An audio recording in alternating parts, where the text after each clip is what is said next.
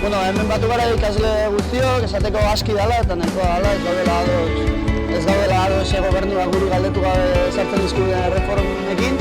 Eta, bueno, esateko gobernuak eta Eusko Jaurlaritzak egiten ez dutena, hau da ikaslei galdetu eta parte hartzea bultzatu, hori guk eramango dugula aurrera. Eta prest gaudela, fakultatez fakultate eta ikasleriari galdetzeko, abertxe hezkuntza eredu mota nahi duten. Eta hori presio puntu desberdinen bidez aurrera eramateko.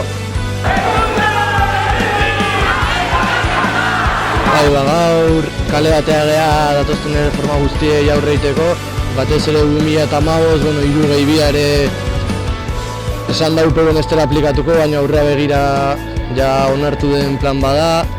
Eta hauei aurre egitea beharrezkoa dela ikusi dugu eta aurre egiteaz aparte alternatiba desberdinak sortzea. Alternatiba hauek sortzeko martxoan herri unibertsitateak proposatu die unibertsitate desberdinetan eta aurrera kutsiko gu gure benetako alternatiba zein den. Hezkuntza herritik eta herriarentzako eta herriaren meseletara egongoena, doakoa, publikoa eta euskalduna.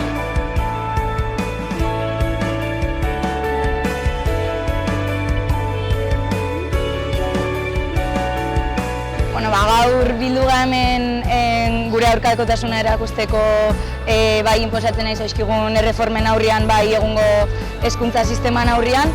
Eta bai ikuste dula ikasleen aldetik bai beharra, aurkakotasun da konfrontazio hortatik haratago junta gure alternatibak praktikara eramaten hasteko.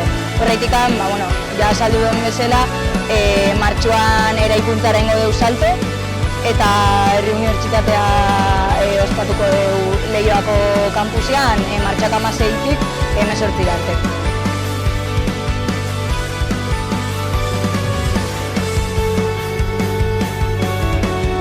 Aurrekortea izan zen lehenengo aldia herri unibertsitatean antolatu egiten zena, Leioan, eta oso ondo atera zenez aurten ikusten dugu pauso bat aurrerago eman behar dugula, eta aurrekortean 2 egun izan zirenak, oraingoan 3 egun izango dira, eta baita pauso bat areago eman nahi dugu beste sujetu batzuk parte hartzen, lehen ikasleentzat emandako klaseak ziren, eta orain nahi ditugu baita irakasleak eta beste eragile sozialak inplikatu.